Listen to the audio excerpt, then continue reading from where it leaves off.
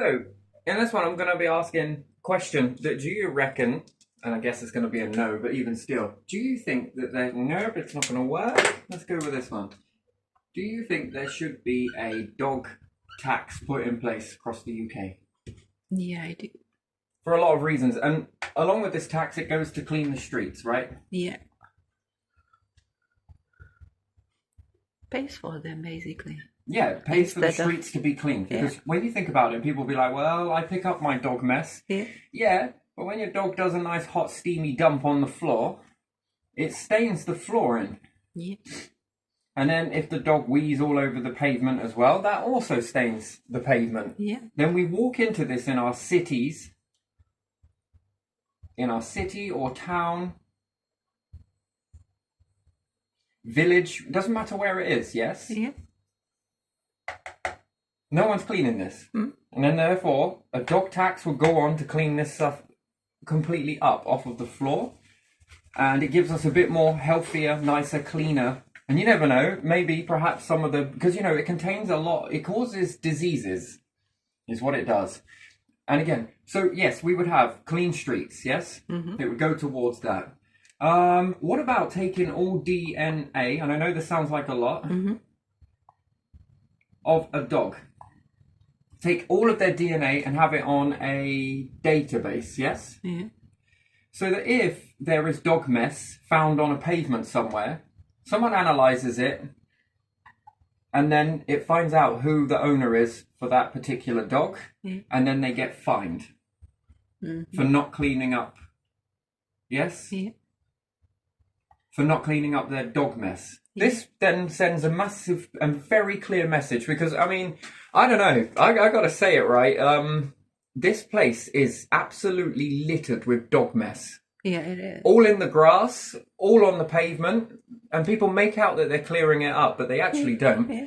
And you know, the thing is, it's hard to identify individuals that are doing this. Like, you see a particular breed of dog, this person was walking. No, I think that that is very hard to identify, and because there isn't enough pushback on this, and it shocks me that some of these people with these dogs, yes, that allow them to do that, kids walk home in that. Yeah, they do. If a child falls over into that, it's a very, very, very, very, very slippery slope for them. Yeah, it is. It's not great. And to be honest, you know, you may not care about children, but I think that it needs to come into a point where, you know, this needs to be put in more in place, I think. Yeah. And then this then prevents people from leaving their dog mess on the pavement, and they clear it up because they don't want to get fined on top of their dog tax. Yeah.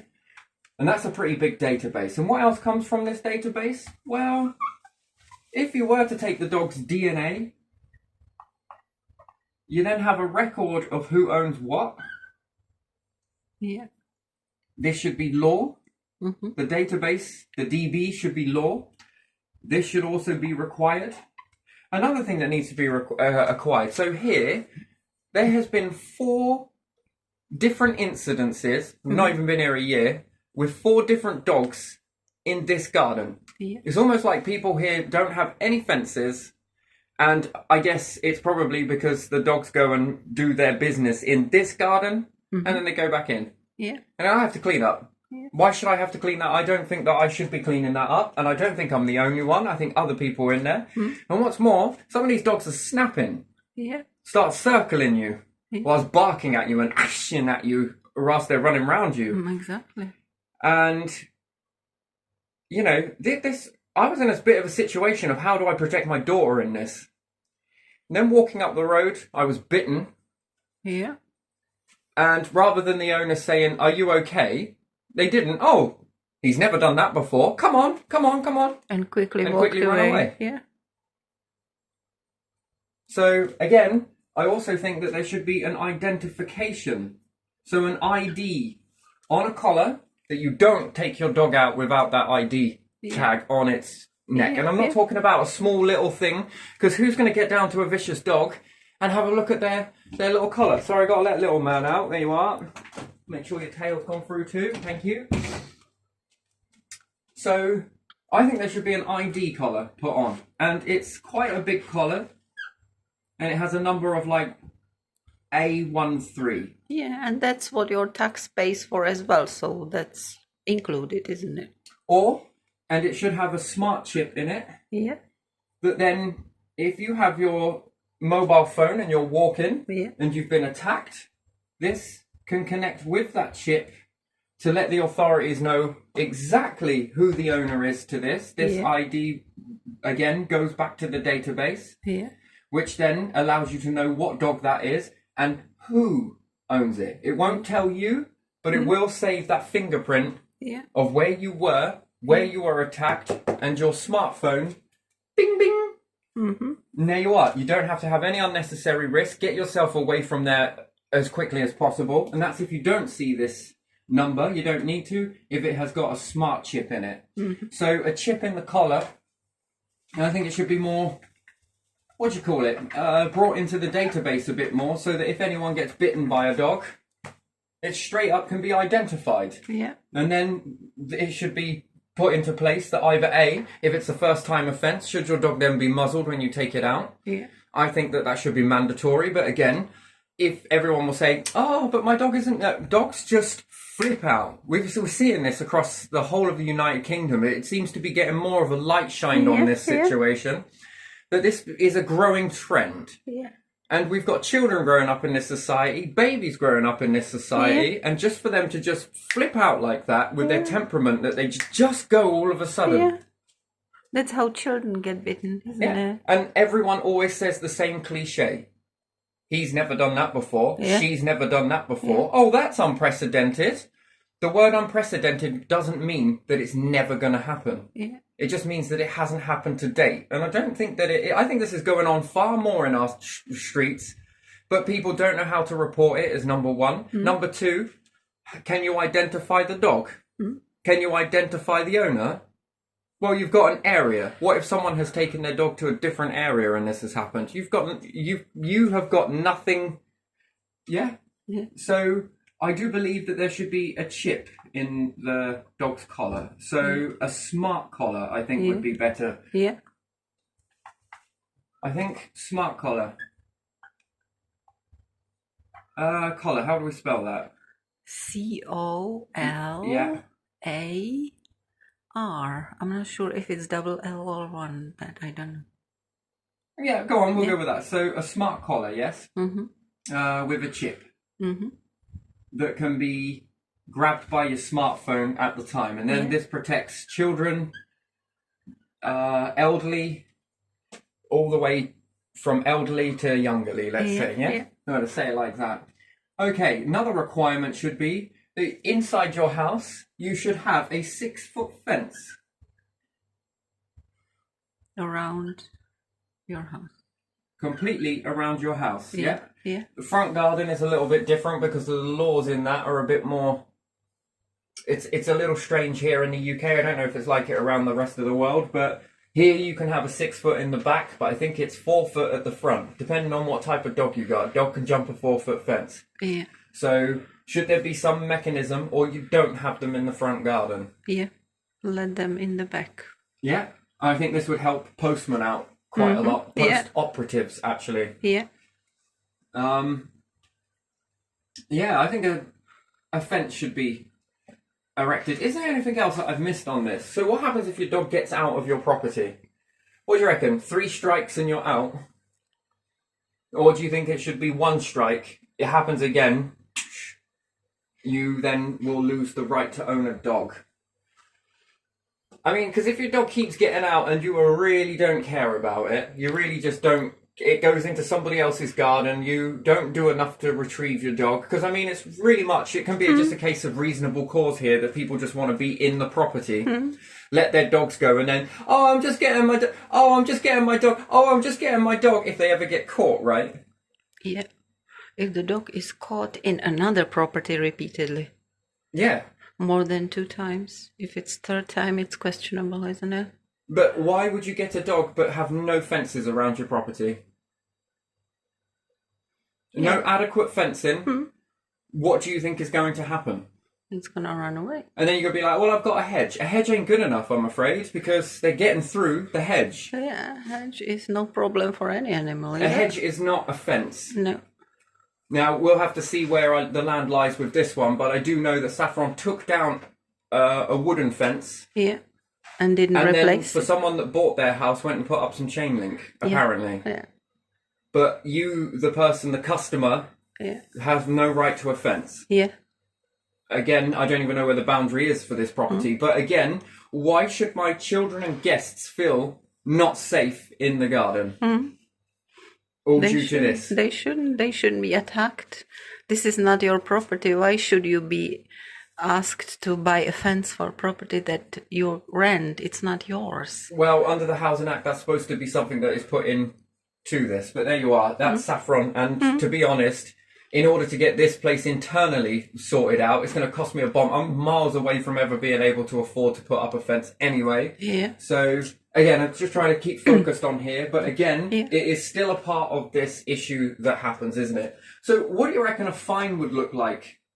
You know, if your dog, via the DNA, what type of a fine would that look like? Because other people who don't have a dog, might be a cat lover or might be a ferret lover, Yeah. might like some sheep or a horse or something different like that. Yeah, Yes. and dog attacking horse or a cat, that's something, isn't it? Yeah, because the other day there was what? I don't know how many were in the property, to be honest. There was a few dogs in here again. It's a growing trend in At this least property. 3, maybe 4, because the 4th one would be around the corner, but 3 are caught in camera. And they're going for my pets. Yeah. You know, doors open, they wander in and then start snarling or barking at you. Yeah. Like, what the hell? If you're out in the garden, they're lashing out at you. Yeah. Again, people that don't have these pets, that wouldn't have these pets, should they be taxed to clean up the streets? No, they shouldn't. I think this should be up to dog owners, and they get something from it as well, because then the dog might be found based on the chip. Yeah. If it gets lost by, I don't know, some accident or someone takes it away or something, the DNA could be found, the color could be identified. And what about noise? Noise, right? Because there's barking, yes, and then there is disturbing people's peace, yes? Yeah. So if you just leave your dog to bark 24/7 outside, continuously on repetitive loop, and you're out there and you don't feel the need to go out and go, that's enough, because it is constantly barking. Where does that draw a line between the right to a personal and private life and a quiet life? And where does that overstep the mark for you're not doing enough as an owner to quiet down? Yeah. Yeah, there should be something put in place, yeah. So, again, where would that sit for? Because, you know, I think it's quite an experience to go anywhere within your garden and have a different orchestra of barks being done at you, which then trigger off the others, and then they just keep going and going and going and going and going and going and going and going. And the people that are around who will call these their owners, they're just pottering around like nothing's happening. You know, when in my mind, I would shush my dog. Yeah. Enough. And they'd look and sort of, right, I get it. There's somebody there now. Shh, that's enough. Yeah. And they would listen. Their purpose is just to alert the owner there's someone there near the fence. Yeah, and you see, this is where it draws a line for me, Yeah. to be fair, of where one right it feeds into somebody else's right. Because, you know, if someone does have one or doesn't have one, it's going to clash. This is going to cause a clash where there is extreme end of it. Yeah. And then it's late at night, so then that falls into antisocial. Yeah. And then you just leave it to bark constantly throughout the night. Take summer, for example. And it seems like no one is saying anything. No one is there to say enough. And they'll say it's about control and dominance. Well, I don't think it is. No, I think it's about your due diligence as an owner of what you're supposed to do. These pets can be, they're supposed to be shown the way. And then they say the bark has got to be something reflection of, if you ever hear a barking dog, it never bites. It's always quiet dogs that bite. No, that's not true. And, you always want to control everyone. So what do we do about sidewalks then? When there is only one path, someone comes down with a dog, and there are children. Why should children be made to step onto a road to avoid the dog? What is this dominating the pavement? I think you as a dog owner should move the dog out of the way. If they have muzzle. You should move the dog out of the way and give up the pavement for the kids to walk past. I think that's how it should be, because you are coming with, because you see it with most of these kids. They see the dog and they sort of start getting a bit nervous about that, and then the owner of the dog will say, "You're going to be bitten one day because it can sense your fear." No, it should be not only for kids, but for all the walkers who do not have any dogs with them, because they pay tax for that as well. They should be able to walk on the sidewalk. Yeah, but if you can see fear in some individuals, and then you are blaming the individual, you're missing the point that you are knowingly premeditating that your dog is going to bite someone. Yeah, that's not You right. know something. Yeah. And it's not down to a person that feels fear. It's got nothing to do with it. That's nothing to do with the situation that we're talking about here. You're going down the road with a threat. Yeah, it's a threat. There is an awful growing number of people being bitten and attacked by dogs. Yeah. If not, at the very least, they're being killed. Yeah. And I think these bite numbers are far more higher, but without a smart collar, I think this is what will happen, that once these smart collars get introduced, that you will see a massive rampant number of people being attacked. And it's not because it's just come about. No, it's because dog owners are very good at shirking away when their animal attacks somebody, a pet. Yeah. They're very good at getting out of the way, Yeah. and no one has the quick enough time to take a picture or do this or do that in the moment of just trying to safeguard, and the fight or flight happens. But if your phone is on you anyway, and it sends something and pings to that, and there was an incident and you report it, then the owner gets looked at. Then the dog gets looked at. And I think this number, it will just be showing us what is going on, but in the moment, people don't know where to go with it. Yeah. And then should there be a tactical group that then takes this strain off of the police, so that the police are freed up to go off and do, there's a lot of other crime go off, right? And their numbers needed in other aspects. This tax will go on to put in an organisation that is targeted to deal with this sort of situation. And they will see if one dog bitten more times because people do not report it. They might think, that was once, and I will not say because, Being in the moment of that fight or flight or the fear response, it's quite something to, I was trying to contain it the other day. I was trying to contain my adrenaline response to the situation. I didn't want to get attacked myself. I was way outnumbered. Some of them were pretty big. So I don't want to put myself in any unnecessary danger, but I also don't want to see my animals become harmed in that situation either. And it was triggering an adrenaline response.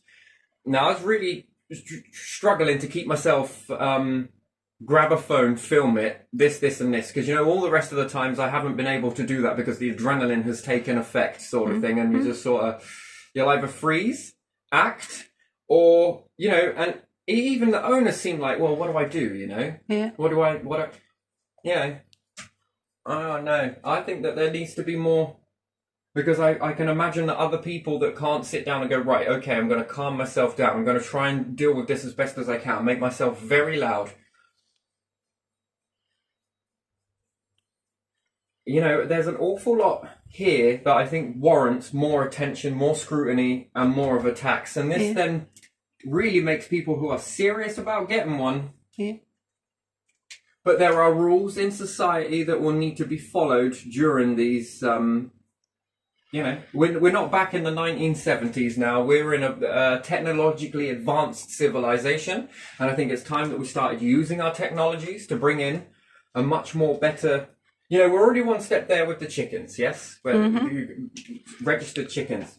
This then gives a database that should be mandatory that you put your animal on the database, especially dogs, especially if it's a potential, you know. It's no different, and you should be licensed. Why? Because it would be no different from someone owning a shotgun. Yeah. You have a lethal weapon that could potentially do severe damage to somebody or somebody else's children or different things like that. And I think that, you know, this needs looking at, you know, because it just, not one, not two, not three, not four times this is happening. It's getting more and more closer to something going down. I've now have a garden, but yet my children don't want to go play in it because they are scared. Yeah. And this is now feeding a fear in her. I should say them. It's feeding a fear in them that they are. I don't want to do. I'm now becoming scared of these.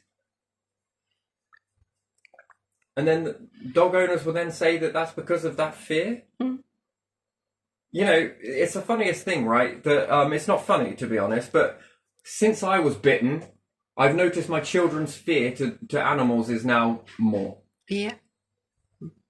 Because they've seen it, haven't they? You've seen it. They were walking with me while that happened, and then that happens, and then you have to try and explain, well, what do you do? Why did it... There's a lot of questions that I just cannot answer in that. I have one question for you. Yeah. Is the color you are thinking about traceable where it moved? Yes, but there'd have to be a consequence that if they didn't. Go on, sorry. Yeah. I'm just thinking that dogs are not allowed in certain playgrounds and areas like that. Maybe there could be some device that would report this, and this went within this perimeter and was in the playground. Not just people. I'm not saying people can walk around because playgrounds are in the towns and anywhere, and sidewalks are around. Yeah. But being inside, That's a very staying there. Yeah. Let's add that one to it then. So you're thinking of, if I'm right, I'm gonna try and process what you're.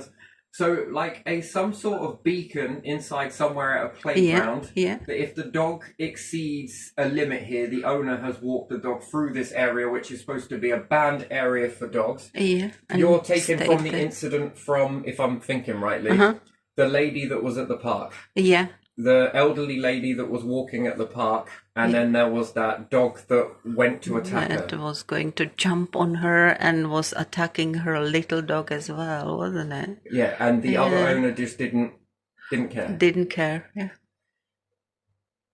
I'm thinking about that. But on the other hand, some mums have dogs that would be allowed to be maybe sitting outside of that area because usually it has fence and be like on a leash waiting. So it would have to be kind of observing that this dog is on the edge and it's laying there. It's not inside. This dog is running around all the area, including inside. It's free, it's running, it's not supposed to be there, something like that. But that is a technical detail, I suppose. Okay, so what happens if the collar gets taken off? Wow. Then it would need to be, this would need to be a stage before it gets put into a microchip that then becomes a smart chip. And then you would need a dog bed that they lay on, but again, this might cause some concerns, where it could charge the chip. Then it's easier. Wireless charging, perhaps? Then it's easier to make mandatory microchipping of the animal already. But it would be, how would you charge the chip? How would you charge this beacon? You see, that's the next thing. See, and owners could try and get around this. So it would have to, measure pulse rate? Yeah, that would have to be registered with the dog tags wherever they were microchipped. So I don't know. Those are just questions that can be addressed. They're good questions. Yeah. But again, it would show that you had a pet that was going towards this area, but then what if they decided not to put the chip on in the collar, let's say? Yeah, exactly. That's why it's... So then it should be mandatory that if a lot of people know that it has those numbers on it, that if it doesn't have the chip associated with it, then you report. And if you report, someone comes. And I mean, I think that's a big risk because at the end of the day, they're not going to want to lose their pet. Yeah. So they're going to either A, comply with it, or B, don't comply with it and lose your pet. Yeah. Yeah, no, I think that there is a way around. The risk is far worse. Yeah. Yeah, no, I think that this is a job opportunity. This is extra jobs, isn't it? Yeah. That can be incorporated. It takes a burden off the police. Yeah. Takes an absolute strain off the police, and then it puts into a different sort of category for where this should be situated, really, I think. Like some part of the branch of the council. This also then gets cleaning teams. Then there is money in the pot to clean without rising everybody's taxes to accommodate for it. It makes you really serious before you get. Yeah. You have to make sure you've got all of the precautions in place. I think the main one is the DNA. I was thinking about making it a weight bin, and then you're charged to, because I mean having dog mess in the gutter here is something. Yeah. And then it's all in the water butt. How it got on the roof, I don't know. That can only be with someone throwing it, but someone would have to pick that up and throw it. You see that bit? I don't understand. I just don't get how it got on the roof. Yeah. There's no way on this earth unless someone has thrown that. Yeah. More than one. So, I don't know. And then if they're throwing it into the... That's someone extreme. What, just people, someone flicking it over the fence into someone else's garden because they don't... That's them clearing it up. I don't think everyone is doing that. That's some people, but that is really strange. Especially that high, like a roof. Yeah. So then is it being flicked then? That is absolutely disgusting. Yeah. That has really got me, to be honest. There's really some things that people do that just, again, if it was DNA analysed, let's say, where you can just get the kit, send it off, take some photos of it, how else would you get the sample of somebody else's dog mess? Do you see what I mean? Yeah. If they're clearing it up properly, you wouldn't be able to obtain this unless there is... It undoubtedly proves to me without a shadow of a doubt that someone is flicking it or throwing it, which is absolutely disgusting. Oh man, I just can't get past that. But yeah, there's been a lot here. There's been a lot here. It's been really eye-opening, I'm going to have to say. It's been quite an experience, and the amount that I've walked in on my shoes, to be honest. And then if it is taken off of your shoe and you put it into the kit and send it off to the lab, they find out who that was, then you buy a new pair of shoes. I think it's straight up compensation straight away, isn't it? Or if your child falls in it. Yeah. I mean, that's the biggest part of this, isn't it? Yeah, and I've seen it happen years ago in another country, but still, that was something.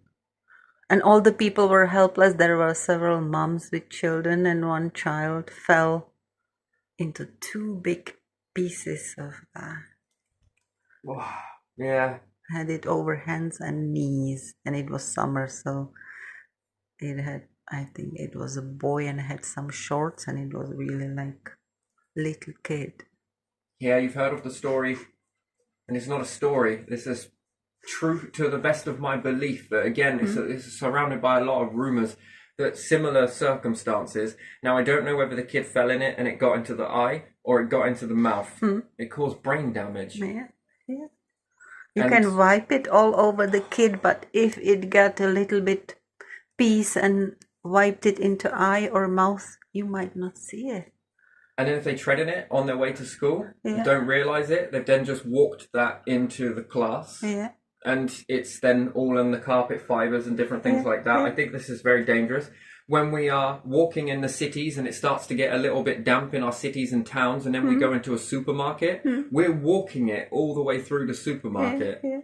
And then it rains, then it gets into the puddles, then a car goes by, splashes the children, or it splashes you. Yeah.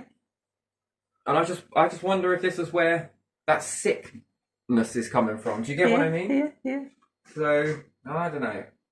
I don't know if it can then break a pattern on there, let's say, where people are getting ill, and it's usually associated with winter. Sure, there are other things at play, yes. But I wonder if this is another one that's at play. Yeah, this Because definitely it would just help. washes It would, off and goes into a puddle, yeah. you know? Dog tags would help. It would clean streets, at least the most frequented one. It would pay for the dog bins, for the dog excrements Yes, as well. the dog bins, yeah. Because now it's paid from all the taxpayers and not everyone has a dog. So that should pay from those, because you have a bin, but also there are bags provided. So the council is paying for that, isn't it? Yeah. It's not one-time pay. It has to be emptied, so that's paid for as well. In some areas I've seen on television, there are spaces for dogs to run free, and there are fences around. Yeah, designated So areas. if you This can, could also do that, though, yeah, wouldn't if it? you can pay for it and have dogs running there. Yeah, and then that's, again, you Yeah. wouldn't expect to see children in this area. You wouldn't Yeah. expect to see the elderly in this area. And I think that it makes a all-round sort of win-win situation for people who do own dogs, that they have an area where their dogs can go and run, get exercise, Yeah. and not escape from these areas as well. Yeah. And I think that that does open the door for these areas to Yeah. be around. Yeah. Yes. Yeah. Yes, all for that, but it's got to start from somewhere, hasn't it? Yeah. And as most people don't like the word tax, then I'd call it a license then. I Yeah. would change it. License, yeah. Yeah. Plus the smart collars. I mean, this is jobs. Again, the DNA testing. Again, jobs. Being fined for it. Having fences. Yeah. Cleans the streets. Yeah. That's wonderful. Yeah. And if you ever lose your dog, you can be identified by the database and then returned home. Pays for the dog bins. Yeah. Designated areas Yeah. for your dog to run. Do this, catch a ball, whatever it may be. And I think this makes a little bit more of a safer society. Yeah. Yeah, that's why I'm going to sit with that. Okay, I'm going to leave this one here because I think that covers it. I think I covered all bases. There you are. Yeah, there we are.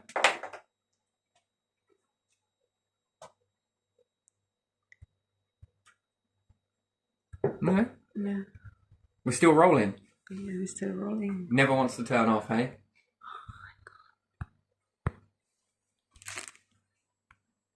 I press that too.